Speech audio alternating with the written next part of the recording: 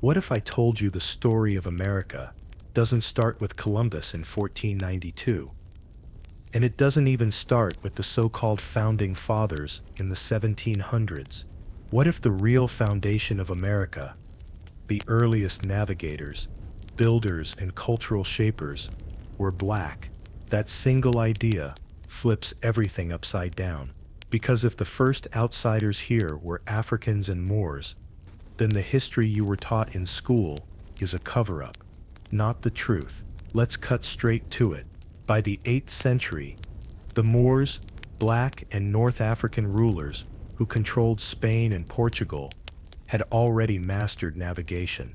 They built ships, mapped the stars, and charted coastlines, while most of Europe was still stumbling through the so-called Dark Ages. The Moors had advanced maps and ship designs Europe wouldn't catch up with for centuries. They weren't just capable of crossing the Mediterranean. Records suggest they crossed the Atlantic too. Think about it. In the 10th century, the Arab historian al-Masudi described sailors who ventured across a sea of darkness and returned with stories of new lands. In the 1300s, Abu Bakr II of Mali is said to have launched a fleet of hundreds of ships westward. Where did they go? Mainstream scholars roll their eyes, but Native American oral histories in Mexico and the Caribbean describe black men who came from the east in great boats. That's not random. That's a clue. Then comes the archaeology. Stone carvings in Mexico show faces with African features, broad noses, thick lips, unmistakably different from the local populations. You've heard of the Olmec heads, massive stone monuments carved over 2,000 years ago. Scholars try to wave them off as stylized, but anyone looking at them can see they carry African traits. Why is that dismissed? Because admitting it forces history to admit that Africans were here before Columbus. And Columbus himself, he let the secret slip. In his journals, he wrote that the people of Hispaniola told him black-skinned people had come from the south and east, trading with spears tipped in metal, not native to the island. Columbus collected some of those spears, shipped them back to Spain, and metallurgists confirmed they were made with West African alloys. That's not theory, that's evidence, in Columbus's own words. So here's the big question. If the Moors and Africans arrived before Columbus, and if they traded, settled, and influenced the Americas, then who really laid the first foundation of America? The answer isn't Washington or Jefferson. It's the forgotten black navigators and builders who came centuries earlier. This is where things get uncomfortable. Schools, textbooks, and museums repeat one line like gospel.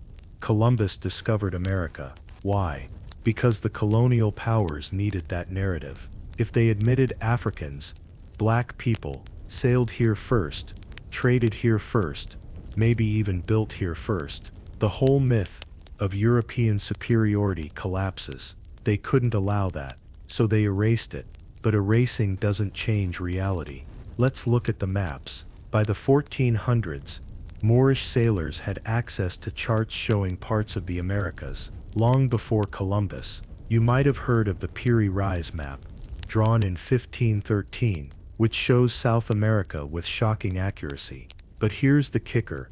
Scholars agree. The map was copied from older sources. Who made those older maps? Moorish and African navigators who had already crossed. Columbus didn't discover anything.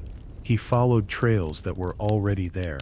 Even the ships Columbus sailed, the Niña, the Pinta, the Santa Maria, weren't European inventions. They were caravels, a design rooted in Moorish naval technology. The word itself comes from Arabic. Without Moorish shipbuilding, Columbus never would have made it across. The so-called discovery of America was literally built on African science. And yet, when you open a history book, you'll see Columbus painted as a genius explorer, the founding fathers as brilliant architects of a new world, and Africans as nothing more than slaves dragged here in chains. That's not history, that's propaganda. The truth is that African presence in the Americas began with exploration, science, and power, not slavery. This forces us to rethink everything. If Africans and Moors were here first, then the real founding fathers of America weren't white men in powdered wigs. They were black navigators, map makers, and builders whose influence shaped the very soil Columbus later walked on.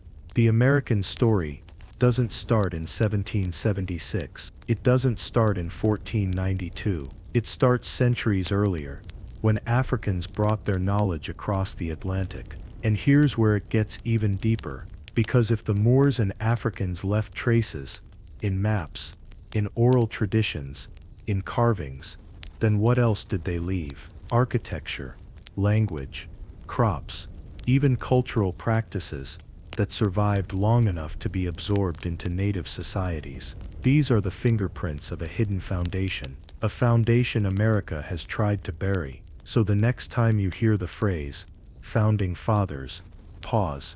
Who really founded the world we now call America? Was it Washington and Jefferson, men who wrote about liberty while owning slaves? Or was it the Africans who crossed oceans before them, carried science across the sea, and laid the first bricks of a story stolen by colonizers? In the next part, we'll break this down even further. Who exactly were the Moors? Why did Europe fear them? And why was their role in history deliberately erased once Columbus became the face of discovery? The answers might shock you, and they'll make you question every history lesson you've ever been taught. Last time we asked a dangerous question: what if Africans and Moors reached the Americas centuries before Columbus? That idea flips the history of discovery upside down. But before we go deeper into their presence in the New World, we need to answer another question. Who were the Moors, really? Because you can't understand their role in America unless you first understand who they were in Africa and Europe. Let's set the record straight. The Moors weren't just one group of people.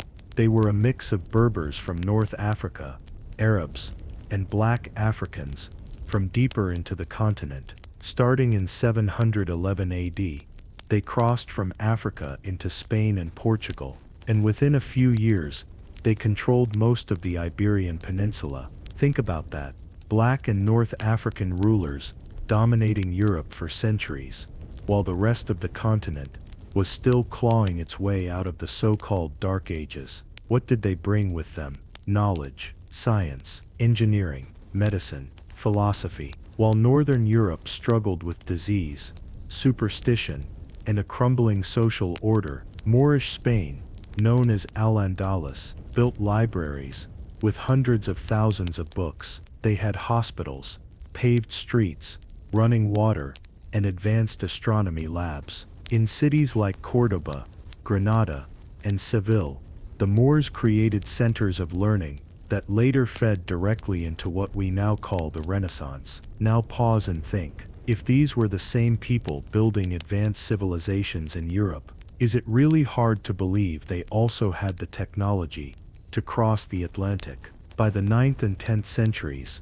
Moorish scholars were writing about geography, navigation, and even describing lands across the ocean. They weren't guessing, they were observing, charting, and sailing. Here's a fact most textbooks avoid.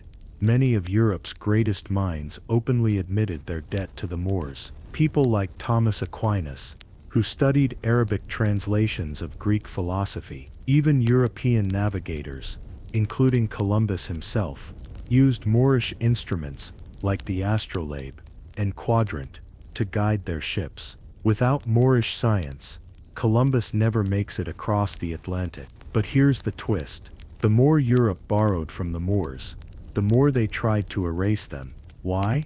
Because the Moors were black and Muslim, and once Europe launched its age of empire and colonization, it couldn't afford to admit that the people it enslaved and demonized had once been its teachers. So they rewrote the story. They painted the Moors as invaders, as shadows in history, and downplayed their achievements. The truth? The Moors were pioneers of navigation. They didn't just master the Mediterranean.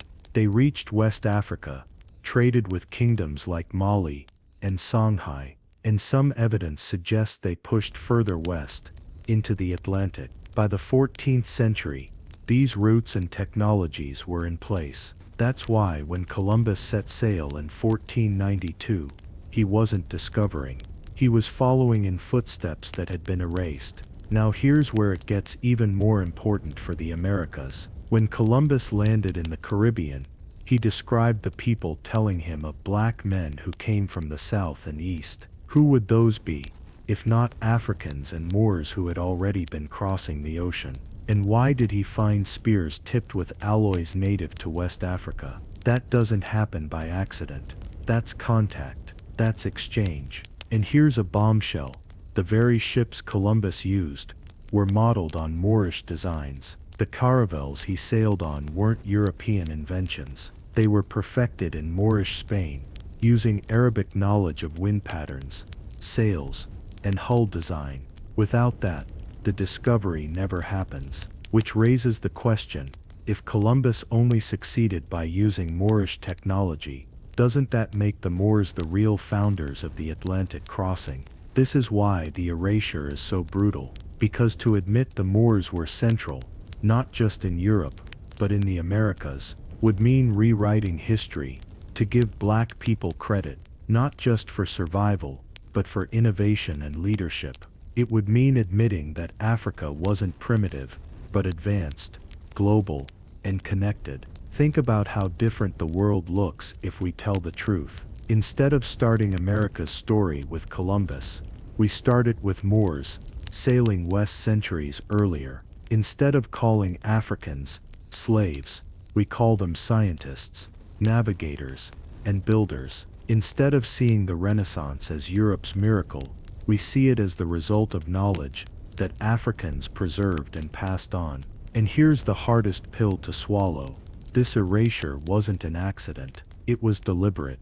Colonial powers couldn't rule if people knew the truth. They couldn't justify slavery if Africans were recognized as the first navigators of the Atlantic. They couldn't claim discovery if the Moors had already been here. So they rewrote the books. They erased the maps. They dismissed the carvings. They buried the evidence. But buried evidence doesn't mean no evidence. The traces are everywhere. In journals, in artifacts, in oral histories. The Moors weren't erased from reality. They were erased from textbooks. And recovering their story doesn't just give credit where it's due. It forces us to rethink the very foundation of America. So here's the takeaway.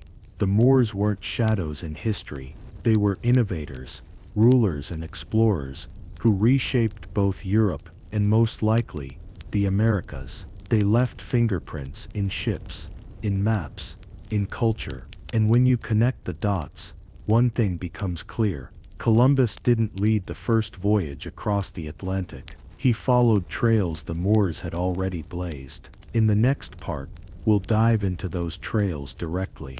The maps, the journals, the artifacts that prove African and Moorish presence in the Americas long before 1492. Once you see the evidence, the question won't be, did the Moors get here first? The question will be, why were we lied to about it?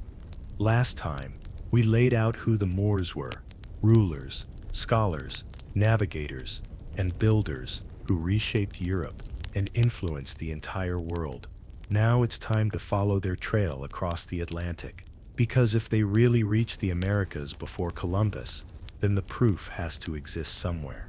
And it does, in maps, in artifacts, and in the records that Europe tried to bury. Let's start with the maps. One of the most famous is the Piri Reis map, drawn in 1513 by an Ottoman admiral. It shows parts of South America and even Antarctica with shocking accuracy. But here's the catch. Piri Reis himself admitted he based his chart on older maps, some of which dated back to the Moors and earlier Muslim geographers. In other words, knowledge of the Americas existed before Columbus, circulating among navigators who drew from Moorish sources.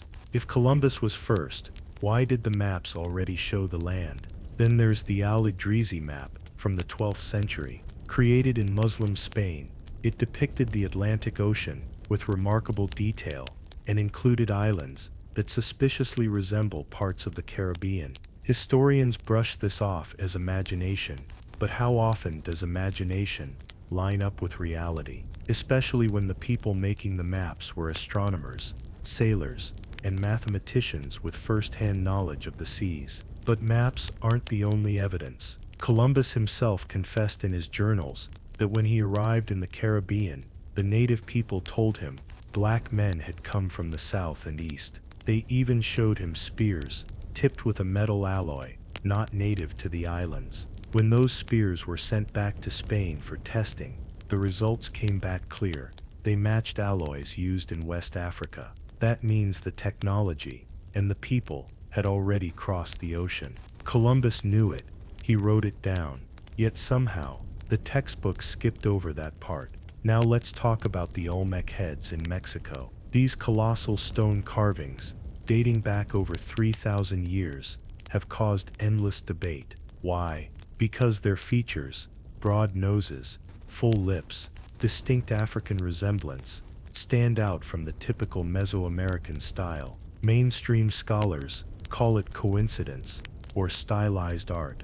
But if you place those heads side by side with African faces, the similarity is undeniable. Could it be evidence of ancient contact? And if so, doesn't that point directly toward African and Moorish travelers reaching the Americas long before Columbus? The Olmec heads aren't the only carvings. Other artifacts across Central and South America show African features, statues, pottery, even hieroglyphs resembling Old World scripts. In places like Mexico and Honduras, archaeologists have uncovered remains with traits linked to African populations. These findings often get dismissed or buried in academic jargon, but together they form a pattern too big to ignore. Then there are the crops. Cotton, for example. Varieties of cotton found in the Americas before Columbus match those found in Africa. The same goes for certain types of bananas and gourds. These plants didn't just float across the ocean by accident. They had to be carried by people. And who had the ships, the navigational skills, and the trade networks to make it happen? The Moors and their African allies. And here's a striking piece of the puzzle: oral histories. Indigenous groups in Mexico, the Caribbean, and South America have stories of black men who came in boats. Some describe traders bringing goods. Others speak of alliances or marriages between locals and newcomers from across the sea. Oral tradition is often dismissed by scholars, but time and again, it has proven to preserve truths that written history tries to erase. Now ask yourself, why is all this evidence scattered, hidden, or dismissed? Because it destroys the narrative of European superiority. If Africans and Moors reached the Americas before Columbus, then the foundation of colonial history crumbles. Europe didn't bring civilization to the New World. In fact, Africa and the Moors were already shaping it. And here's where it gets even more interesting. When Spain launched its campaign of exploration, much of its knowledge came directly from the Moors they had just expelled in 1492. Think about the timing. Columbus set sail the very same year Ferdinand and Isabella conquered Granada, the last Moorish stronghold in Spain. The irony is impossible to miss. Europe expelled the Moors, took their science and maps, and then used that very knowledge to launch voyages that rewrote global history. And yet, the Moors themselves were written out of the story. So what does all this mean? It means the Americas weren't discovered. They were visited, traded with, and possibly influenced by African and Moorish explorers long before Columbus. It means the maps were already drawn, the seas already charted, and the evidence already in circulation. Columbus wasn't the beginning. He was the continuation of a story that started centuries earlier. And that's exactly why this history was buried. Because if you admit the Moors were here first, then you have to admit the lie. You have to admit that Africans weren't just slaves dragged across the ocean. They were navigators who had already crossed it. You have to admit that black people weren't behind Europe, but ahead of it. And you have to admit that the American story starts not with Europe, but with Africa. In the next part, we'll dig even deeper into this erasure and ask if the Moors really reached the Americas. What traces of their culture remain today? The answer may be closer than you think, hiding in plain sight in American traditions, languages, and even architecture. So far, we've followed the evidence of maps, artifacts, and even Columbus's own admissions that Africans and Moors were in the Americas before 1492. But here's the next question. If they really made it across the Atlantic, what did they leave behind? The answer is in the culture, language, architecture, traditions, and even music that echo Moorish influence across the Americas. These are the fingerprints that survive, even after centuries of erasure. Let's start with architecture. Moorish architecture is easy to recognize. Horseshoe arches, domes, fountains, intricate geometric patterns, and irrigation systems that turn dry land into gardens. Now look at pre-Columbian and early colonial structures in parts of Mexico, the Caribbean, and South America. Scholars admit there are mysteries, unusual arches, building techniques, and layouts that don't fit neatly into European or indigenous styles. Some of these echoes line up more closely with Moorish and North African design than with anything Columbus or Spain introduced. Could that be coincidence? Maybe, but when you place it alongside the maps and oral histories, it starts to look like cultural transfer. Next, consider language. Several Native American languages, particularly in the Caribbean, include words that scholars struggle to trace. A handful show resemblance to Afro-Asiatic roots, the family of languages spoken in North Africa and the Middle East. Even more telling, when Columbus landed in Hispaniola, the Taino people spoke of visitors who arrived in large boats before him, leaving behind not only goods, but also words. Some of these loanwords still linger in island dialects today, though their origins are conveniently uncertain in mainstream linguistics. Then there's music and rhythm. African rhythm patterns are the heartbeat of the Americas today, from samba in Brazil, to reggae in Jamaica, to jazz and hip-hop in the United States.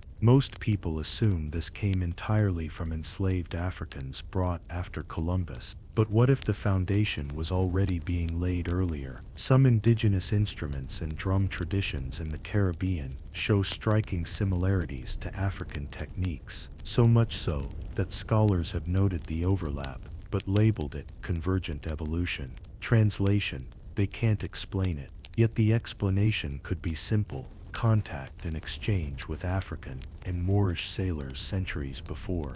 And we can't forget food and agriculture. Remember the crops we mentioned earlier: cotton, gourds, bananas, showing up in pre-Columbian soil. Along with those plants came recipes, techniques, and tastes. Archaeological studies suggest that some food preparation methods in the Caribbean resemble West African traditions, especially the use of stews, communal cooking pots, and spice blends. Again, the textbooks chalk it up to coincidence. But culture doesn't spread by accident. It spreads by people, traders, settlers, travelers, bringing their ways with them. One of the strongest cultural footprints is in navigation and boat building itself. Indigenous groups in the Caribbean used canoes capable of holding dozens of people. That technology was advanced, but researchers have also pointed to similarities with North African fishing vessels.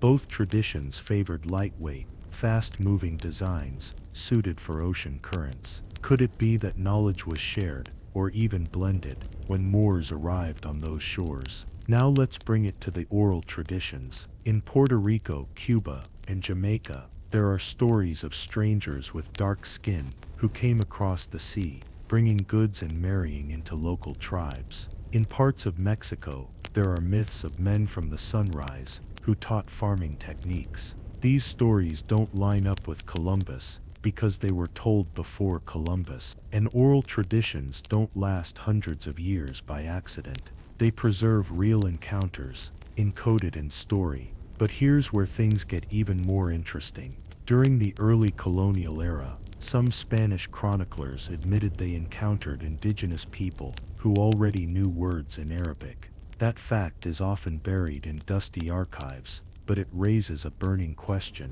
How could native people in the Caribbean or Central America know Arabic words unless they had interacted with Moors before Columbus? So when we put it all together, the architecture, the language, the rhythms, the food, the navigation, the oral traditions, the picture is clear. Moorish contact wasn't just a single voyage that vanished. It left a mark, and though colonization tried to erase it, enough traces remain that we can still see the fingerprints. Why does this matter? Because it shatters the idea that African presence in the Americas began with chains. It shows that before slavery, there was exploration.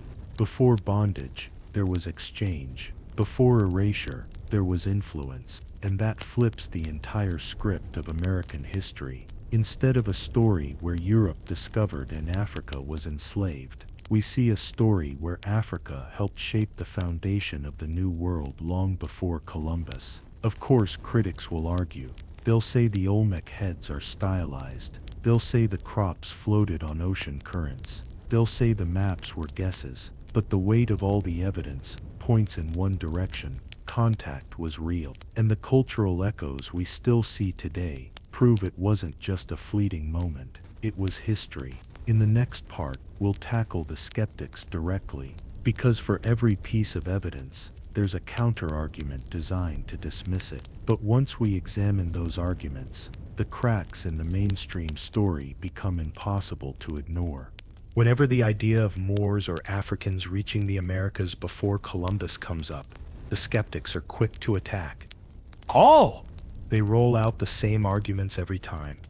The Olmec heads aren't African. They're just stylized. The crops must have floated across the ocean by accident. The maps are fakes. There's no hard DNA evidence. Mainstream historians and archaeologists dismiss pre-Columbian African contact as a fringe theory. But here's the truth. When you line up the so-called counter-arguments, most of them crumble under scrutiny. Let's break them down one by one. First, the Olmec heads. These massive stone carvings in Mexico are some of the oldest monumental art in the Americas. They clearly depict broad noses, full lips, and facial features that match African physiognomy. Critics say, that's just a coincidence. Olmecs had varied features, but let's be real. There are 17 of these heads, carved with such deliberate detail that denying the resemblance feels like willful blindness. Why is it acceptable to see Greek influence in later Maya architecture, but not African influence in Olmec art? That's not science. That's bias. Second, crops crossing oceans. Some skeptics argue that plants like cotton or bananas could have floated across the Atlantic naturally, carried by currents. But crops don't plant themselves, cultivate themselves, or spread into communities without human hands. Archaeological evidence shows these plants weren't just present, they were integrated into farming systems. That doesn't happen by accident. It happens when people intentionally introduce and grow them, which is more likely random floating seeds or organized contact. Third, the maps. The Piri Reis map of 1513, drawn from even older sources, shows coastlines of South America with stunning accuracy. Accuracy no European supposedly had at the time. Critics say, it's exaggerated, it's coincidence, it's based on imagination. But if it were imagination, why does it line up with reality? The better explanation is that earlier explorers, Moors among them, had already charted those coastlines. Even Columbus admitted to having access to older maps he never explained in detail. Where did they come from? Who charted them first? Fourth, Columbus's own testimony. In his journals, Columbus wrote that the people of Hispaniola told him about black-skinned visitors who had come from the east, carrying spears tipped with metal not found on the island. Columbus even collected some of those spears and sent them to Spain, where they were confirmed to be made of alloys identical to those used in West Africa. That's not speculation, That's a primary source. Critics rarely address this. Instead, they ignore it because it doesn't fit their narrative. Fifth, the DNA argument. This is the skeptic's strongest card. They say, if Africans were here before Columbus, we'd see African DNA in native populations. But this argument misses the point.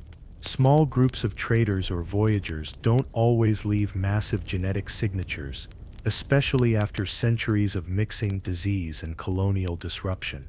Besides, some studies have detected traces of African haplogroups in unexpected places, but they're brushed aside as contamination or anomaly. When evidence doesn't fit the dominant story, it gets labeled as error. Now, let's flip the question back on the skeptics.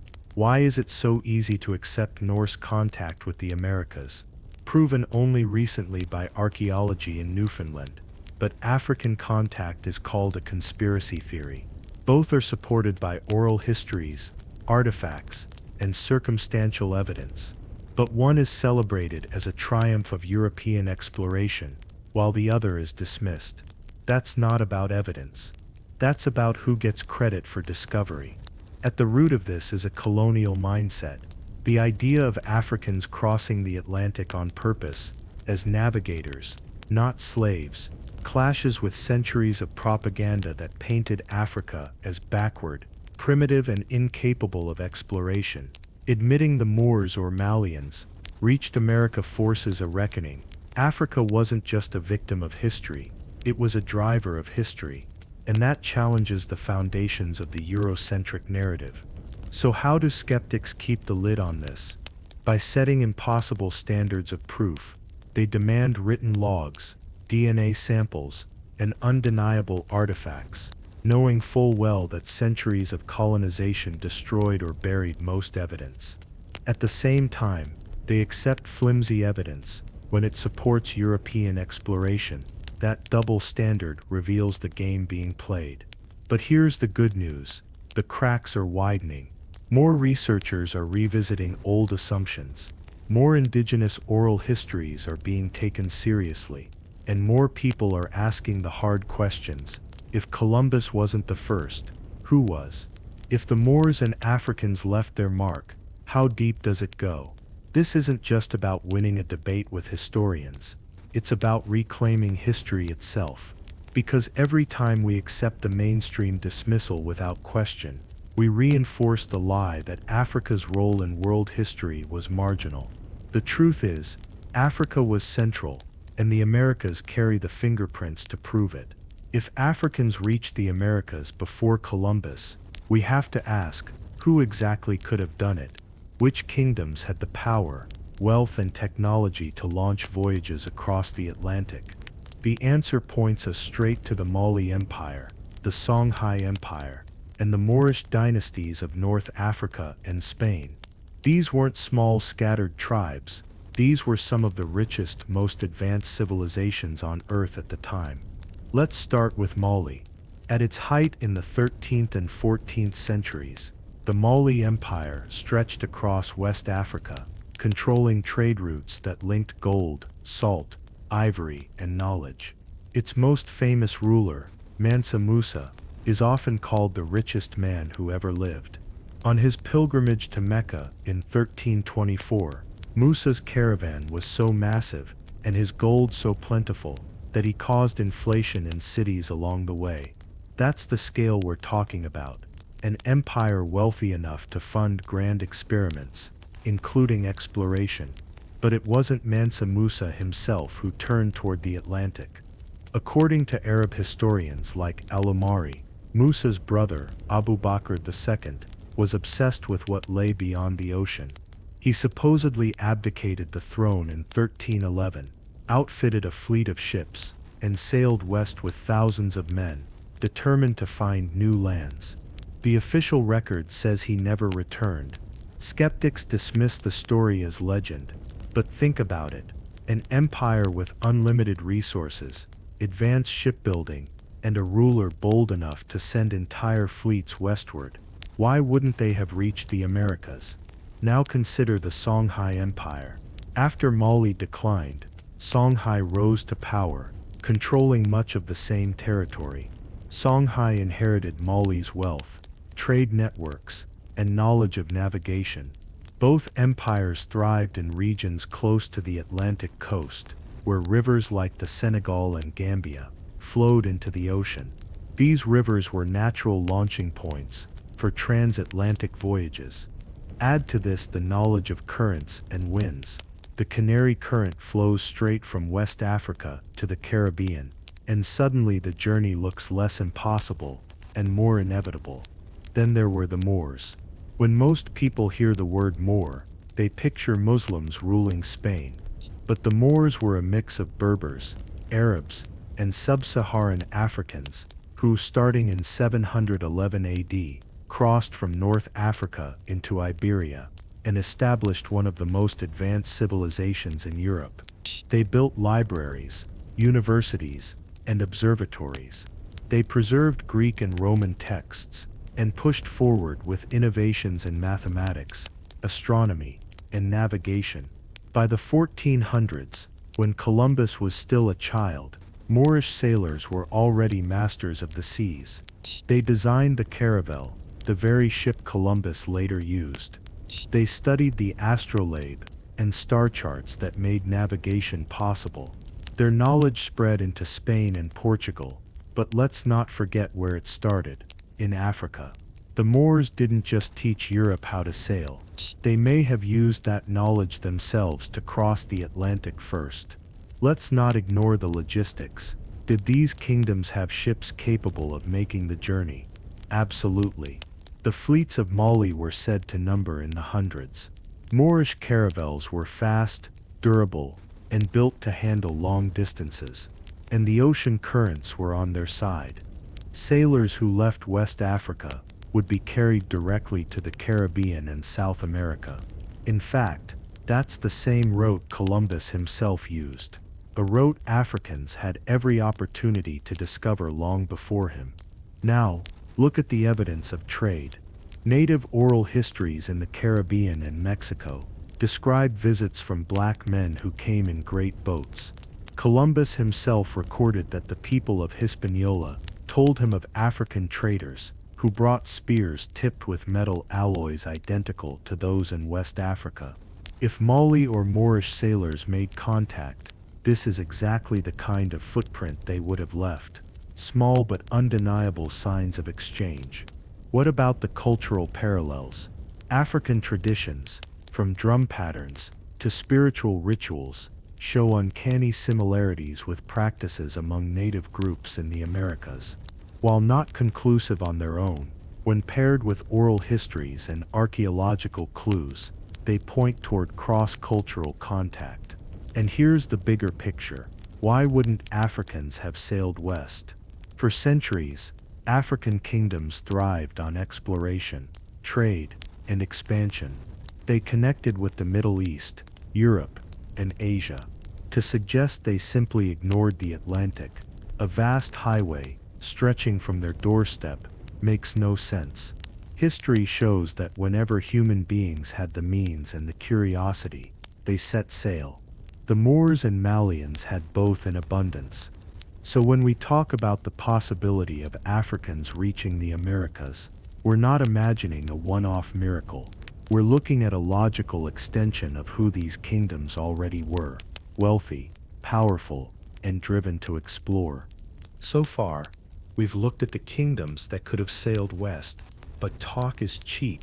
The real question is, what traces did they leave behind? If Africans reached the Americas before Columbus, there should be evidence in the ground, in the languages, in the cultures, in the memories of the people who lived there. And when you start digging, the evidence piles up fast. Let's begin with the most famous, the Olmec heads of Mexico. These colossal stone carvings, some weighing more than 20 tons, date back to at least 1200 BC. They're among the oldest monuments in the Americas. And here's what grabs attention: their features. Broad noses, full lips, rounded faces, traits that many argue look distinctly African. Mainstream archaeologists dismiss this as stylistic. They say the heads, simply represent local elites, but the resemblance is too strong for many to ignore. Why carve a face so different from your own? Unless you were depicting someone real, someone memorable, perhaps even visitors from another land. Then there are the linguistic echoes. Languages across the Americas carry words that match African origins. For example, certain words for water, gods, or agriculture in native tongues bear similarities to Mandinka and other West African dialects. Critics claim this is coincidence, but language doesn't usually overlap without contact. If even a handful of African traders or settlers integrated into American societies, their words could have slipped into the local vocabulary and stayed there for centuries. Next, archaeology. In Mexico and South America, researchers have uncovered artifacts that seem out of place, items with striking similarities to African tools and designs, pottery styles, religious symbols, and even depictions of boats that look more like Old World vessels than New World canoes. Are these imports from African visitors? That's the argument many alternative historians make, and even mainstream researchers quietly admit the puzzles don't always add up. And then we have botanical evidence. This is one of the most overlooked but powerful points. Before Columbus, crops native to Africa, like certain types of cotton and gourds, have been found in pre-Columbian soil samples in South America. On the flip side, New World crops like maize and peanuts show up in Africa earlier than the official timeline suggests. How could plants cross oceans unless people carried them? This isn't speculation, it's biology. Crops don't migrate by accident across the Atlantic. People had to move them. Let's talk about oral tradition. Across the Caribbean, Central America, and even parts of Mexico, there are stories of black men who came from the east in great boats. Columbus himself recorded that the people of Hispaniola told him about such visitors. In one account, these men brought spears tipped with gold or alloys unfamiliar to the island, alloys later matched to West African sources. Oral history may not always be precise, but it often preserves kernels of truth. When multiple regions tell stories of dark-skinned sailors arriving long before Europeans, it suggests real encounters took place. Even in architecture, parallels emerge. Some pyramid structures in the Americas bear uncanny resemblance to step pyramids in Africa. Of course, pyramids aren't unique to Africa. Cultures around the world built them, but when combined with the other clues, the artifacts, the oral traditions, the crops, they begin to fit into a larger picture of shared influence. Critics will argue all of this is circumstantial, and it is. No one's uncovered a shipwreck with African markings on it, buried in the sands of Mexico, not yet. But ask yourself, how much evidence of contact would survive after centuries of conquest, colonization, and deliberate erasure?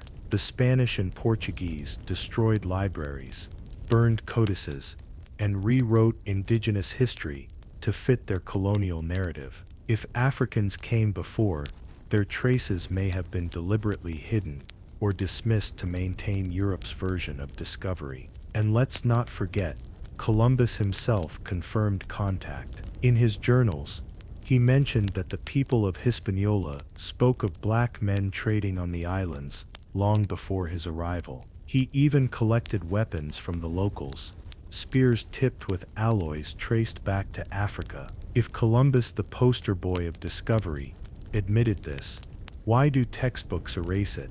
The truth is that the pieces fit together like a puzzle. You have the Olmec heads, the crops, the languages, the oral traditions, the metallurgy. Any one of these could be written off, but all of them together, they paint a picture of Africans reaching the Americas long before Columbus. This isn't about proving a single voyage happened. It's about recognizing a pattern of contact that mainstream history has chosen to ignore. The traces are there.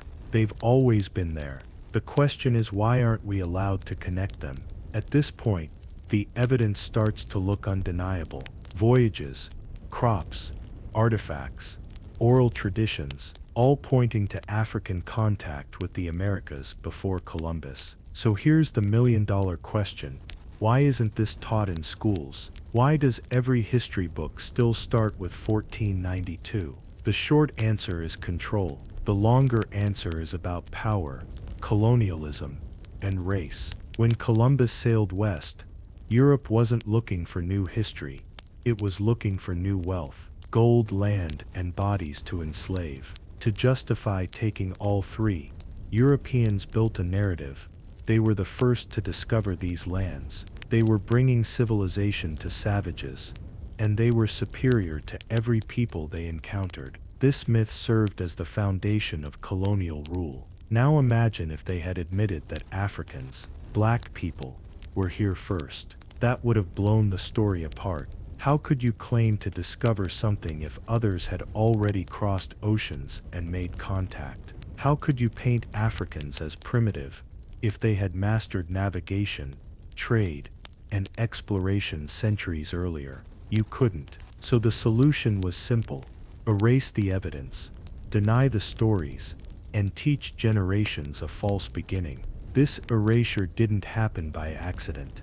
It was systematic. Spanish colonizers destroyed indigenous codices, books filled with records, maps, and histories. Out of thousands of Aztec and Maya books, fewer than 24 survived. Why? Because they contradicted the European narrative. The same thing happened in Africa. Libraries in Timbuktu and other centers of learning were raided, burned, or hidden. Knowledge that might have connected the dots was deliberately destroyed. Even European historians who recorded African achievements were sidelined. Take al-Masudi, the Arab historian who wrote about voyages across the Atlantic centuries before Columbus. His works existed, but European translators often dismissed them as fantasy. Or look at Columbus's own journals, where he admitted locals told him of black men arriving before him. That detail gets buried in footnotes, if it appears at all. The evidence was there. It just didn't fit the story Europe wanted to tell. And then there's racism. Let's be clear. The myth of white superiority needed to be airtight. Europeans wanted to believe they were destined to rule, that God had chosen them to civilize the world. But if the Moors, Africans, and Muslims had already been to the Americas, traded, and left a mark, that would mean black people weren't inferior. They were advanced, capable, and global. That truth was dangerous to colonial power, so it was buried. We see the same pattern in how the word Moor itself got erased. In medieval Spain, Moor referred to Muslims of North African descent, Berbers, Arabs, and black Africans alike. They ruled Spain for centuries, built cities, universities, and advanced science. But over time, European historians whitewashed the term, painting Moors as exotic others instead of powerful rulers. By the time America was writing its history, the Moorish legacy had been erased almost completely. This erasure also explains why the Olmec heads and other artifacts are brushed aside today. If scholars admitted they showed African features, they'd have to rewrite entire timelines. They'd have to acknowledge contact between continents long before Europeans, and that would undermine the entire foundation of the colonial narrative. It's easier to say, oh, they're just stylized carvings, than to admit history got it wrong. But here's where things get interesting. Even with centuries of erasure, the traces still break through. You can only bury the truth for so long. Oral traditions survive, artifacts resurface, genetic studies hint at unexpected connections, and once you start connecting the dots, the story of Africans in the Americas before Columbus becomes harder to ignore. So why don't we hear about it in school? Because education systems in Europe and the Americas were built to reinforce colonial myths. They weren't designed to tell the truth. They were designed to protect power. Teaching that Africans were here first would flip the script on everything: who gets credit, who gets erased, and who shapes the story of civilization. And think about the timing. Columbus arrived in 1492. Just a few years later, Spain expelled the Moors from Iberia. That was the end of nearly 800 years of Moorish rule. At the exact same time Europeans were claiming the New World, they were also erasing the Moors from the Old World. Coincidence, or part of the same plan? The timing is too perfect to ignore. As Europe built its global empire, it needed to erase African power from both sides of the Atlantic. Here's the bottom line: the Moors were erased because their story threatened the myth of European supremacy. If they were acknowledged as explorers, scientists, and world travelers, the colonial project would lose its foundation. That's why we learn about Columbus, but not Abu Bakr's sect. That's why we see John Wayne, but not the black cowboys who shaped the West. That's why Africa is taught as the land of tribes, instead of the land of kingdoms and libraries. But erasure isn't the same as destruction. The truth is still there, waiting to be uncovered. And in the next part, we'll dig deeper into the Moorish legacy in Spain and Portugal, the knowledge, maps, and science they left behind, which later made Columbus's voyage possible. Because here's the irony: even the so-called discovery of America wasn't possible without Moorish knowledge. If we've been told Columbus discovered America, the next logical question is, how did he even get there?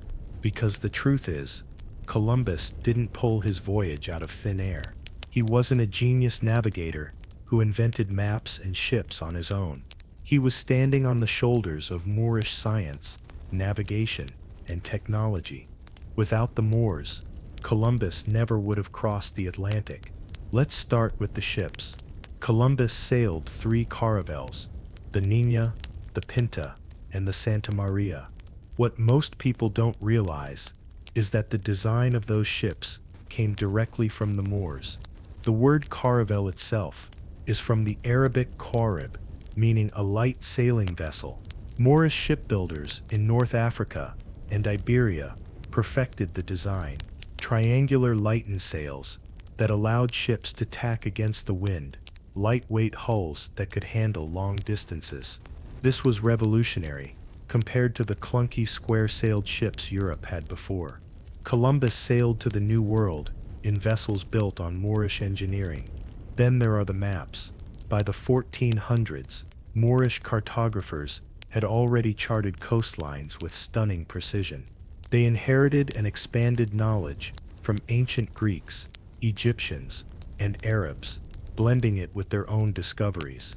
In Moorish Spain, libraries contained sea charts, astronomical tables, and translated works that guided sailors across oceans. The famous Piri Reis map, created in 1513, showed parts of South America and Africa in detail, far too detailed to have come from Columbus's discovery alone. Historians admit the map drew on earlier sources. Where did those sources come from? Moorish voyages, and don't forget astronomy. The Moors were master astronomers. They didn't just look at the stars, they built instruments to measure them. Tools like the astrolabe and quadrant, perfected in Moorish hands, allowed sailors to calculate latitude with remarkable accuracy. Columbus carried these tools on his voyage. But did he invent them? Not at all. They came from centuries of Moorish innovation. Even the knowledge of winds and currents, what sailors call the gyres, was passed down from African and Moorish navigators. The Canary Current, flowing from Africa to the Americas, was well known to Moorish sailors. That's why Columbus chose to sail south before heading west. He was following routes Africans had already charted. He may have claimed discovery, but he was following paths that weren't his. Here's where it gets even more telling.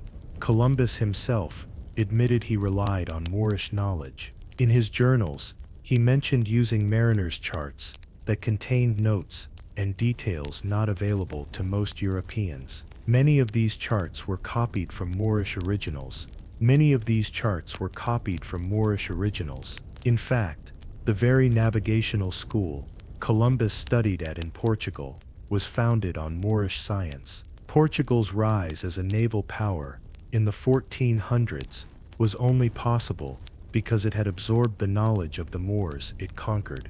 Think about the irony.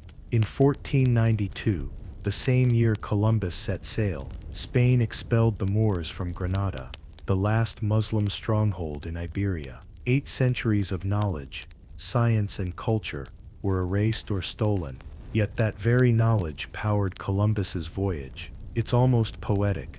Europe destroyed Moorish Spain at the exact moment it cashed in on Moorish wisdom to launch an empire. And the evidence of Moorish influence is still visible today.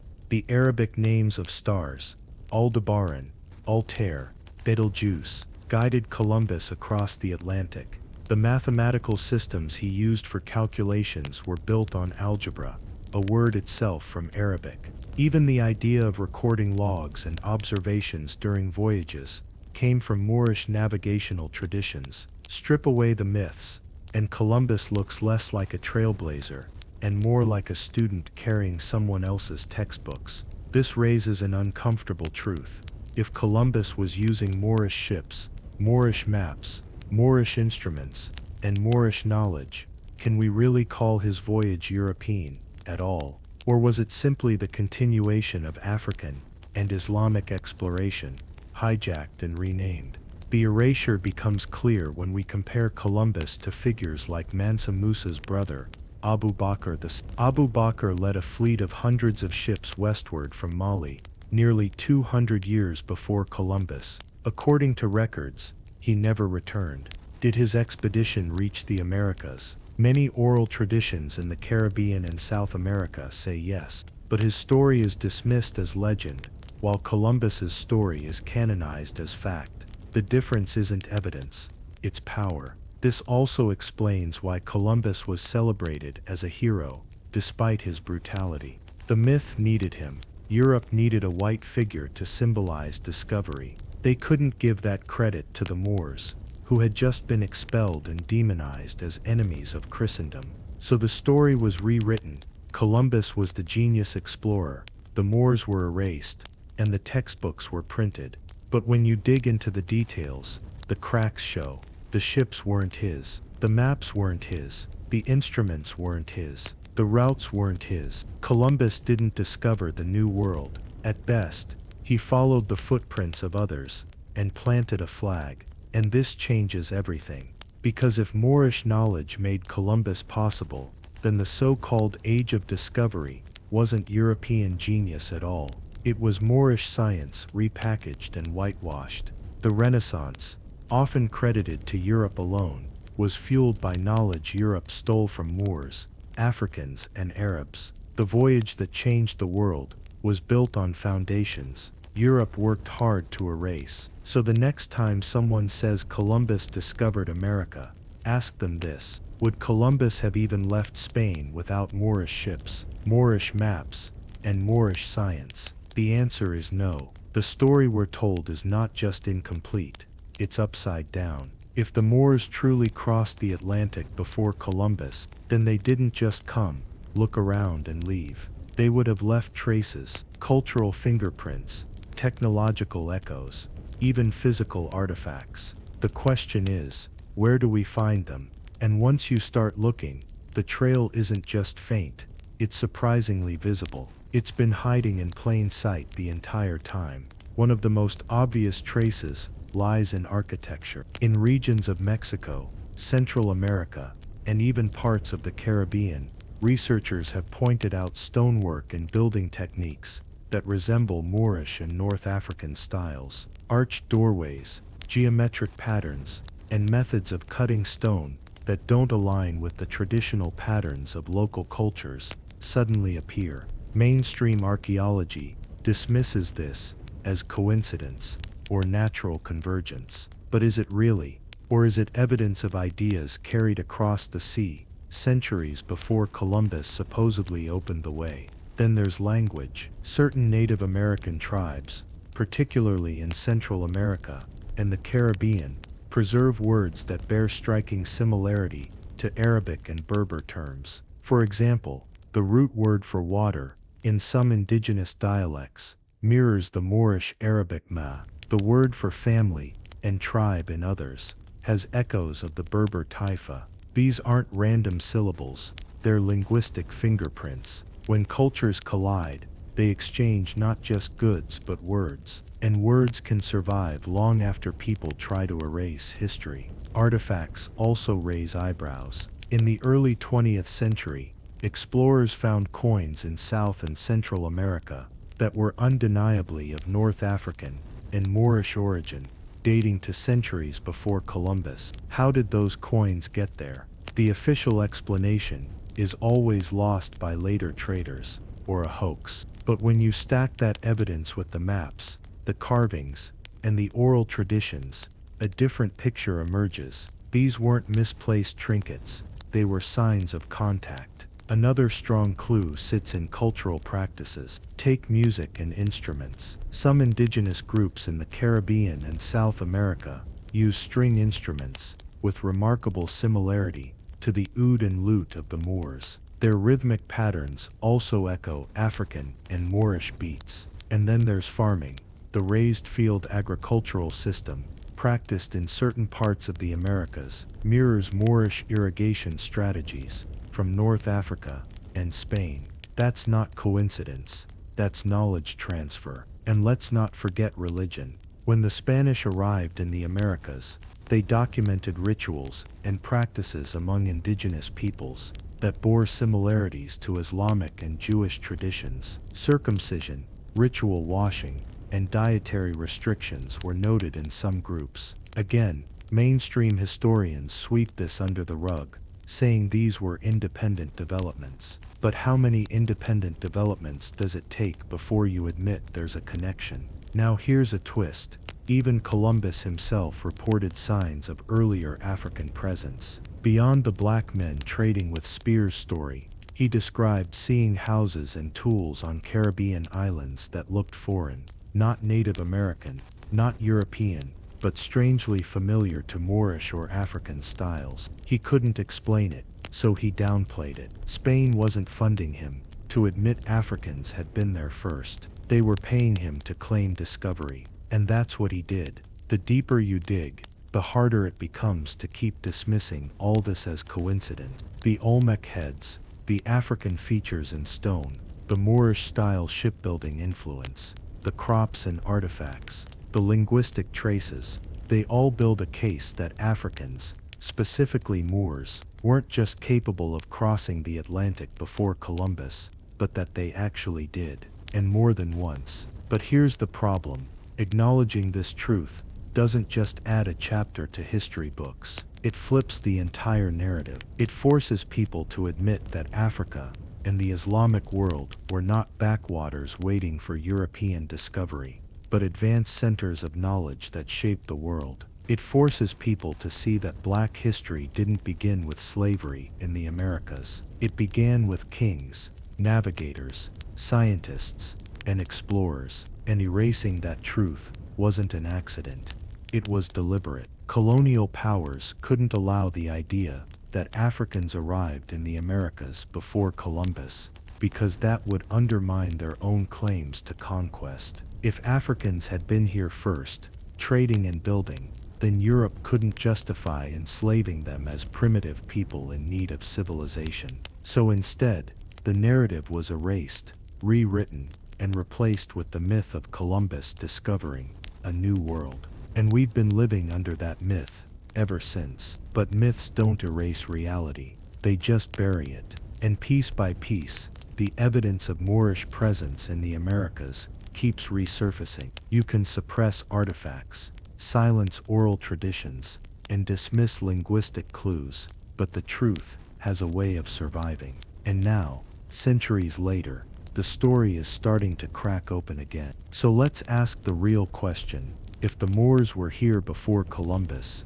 what impact did they leave on the societies they touched? Did they trade ideas, technologies, or beliefs that shaped indigenous cultures in ways we haven't recognized? Did they settle in small numbers, intermarrying, and blending into local tribes? Or did they leave only faint footprints, enough to raise questions, but not enough to rewrite the entire map? If Moorish sailors really reached the Americas before Columbus, then their impact wouldn't just vanish into thin air, even if they didn't build massive cities or leave written records. Cultures always leave echoes. Those echoes show up in traditions, in rhythms, in tools, in words, and in ways of seeing the world. And once you know where to look, the fingerprints of Moorish presence in the Americas start to stand out like bold strokes on a canvas. Let's begin with music. The Americas are filled with musical traditions that bear uncanny similarities to African and Moorish styles. Consider the use of polyrhythms, layered beats, where multiple rhythms run at once. This is common in African and Moorish music, and appears in the drumming traditions of indigenous peoples across the Caribbean and South America. The Taino people of the Caribbean, for example, used percussion instruments and drum patterns that mirrored Moorish and North African beats. Later, when enslaved Africans were forced into the Americas, the musical connection only deepened, creating what we now call Latin and Afro-Caribbean music. But the seeds of that rhythm may have been planted long before slavery, during Moorish contact. Then there's language. We touched on this before, but it's worth expanding. Many indigenous languages across Central America and the Caribbean contain words that don't have clear roots in other native languages, but line up strikingly with Arabic and Berber words. Linguists debate these overlaps, but the list is long enough to make coincidence feel like a weak explanation.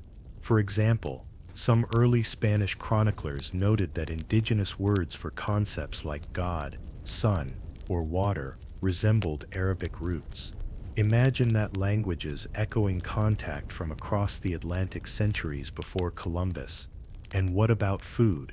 Exchange of crops across the ocean before Columbus is one of the most telling signs of contact. Cotton, for example, was found in both Africa and the Americas, and the strains were so similar that scholars still debate how they could exist on both sides of the Atlantic without contact. Then there are bananas, which are not native to the Americas, yet traces of them appear in pre-Columbian soil samples.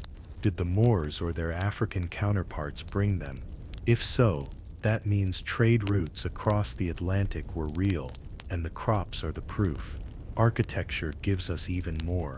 In parts of Mexico and Central America, archaeologists have uncovered buildings with unusual features, domed roofs, arches, and geometric mosaics. These are not common in most indigenous designs, but are hallmarks of Moorish architecture in Spain and North Africa. Some temples even carry motifs that look closer to Islamic art than anything native to the Americas. Again, scholars brush this off as coincidence or misinterpretation. But too many coincidences start to look like a pattern. Religion adds yet another layer. The Spanish conquistadors themselves wrote about indigenous practices that reminded them of Islamic traditions. Ritual washing before prayer, abstaining from certain foods, and circumcision were observed among some groups. While not universal, these echoes suggest contact with people whose religious customs aligned with Islam or Judaism, both central to Moorish identity.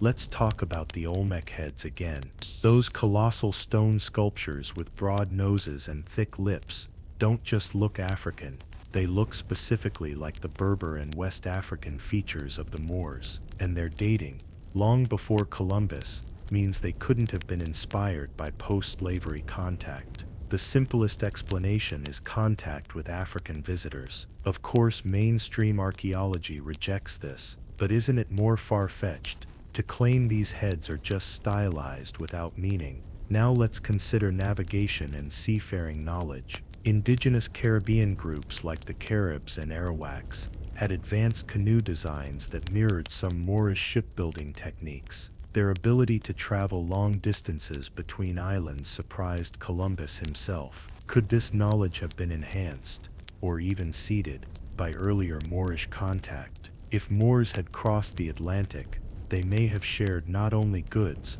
but also strategies for sea travel. The cultural echoes don't end there. In oral histories, indigenous groups told stories of black men with beards who arrived from the east in great boats. These stories were recorded by Spanish chroniclers but largely ignored in modern history books. Oral traditions are often dismissed as myth, but time and again, myths turn out to preserve fragments of truth. Could these stories be memories of Moorish visitors? But here's where it gets even more important. If we accept that the Moors left traces in the Americas, then the story of black presence here changes completely. Black history in the Americas doesn't begin with chains. It begins with sails, maps, trade, and exchange. It begins with explorers and navigators arriving voluntarily, long before Europeans forced Africans into bondage. That single shift reframes everything, from how we see the African diaspora to how we understand American identity itself. And maybe that's why this history is so heavily suppressed, because it dismantles the narrative that Africa's role in the Americas started only in suffering. It restores dignity, power, and agency to African peoples, showing them not as victims alone, but as leaders in science, culture, and exploration. And colonial powers couldn't allow that story to stand, so they buried it. Still, the echoes survive, in rhythms, in words, in crops, in stone, in stories passed down. And now, centuries later, we can start piecing them back together. The Moors' presence in the Americas isn't just a wild theory, it's a trail of evidence waiting to be acknowledged. But there's one more question to answer. What happened to these Moorish voyagers? If they reached the Americas, did they simply return home? Or did some of them stay, blending into indigenous societies and leaving descendants who carried their legacy in blood as well as culture? In the next part, we'll explore that possibility and the idea that Moorish bloodlines still flow through parts of the Americas today.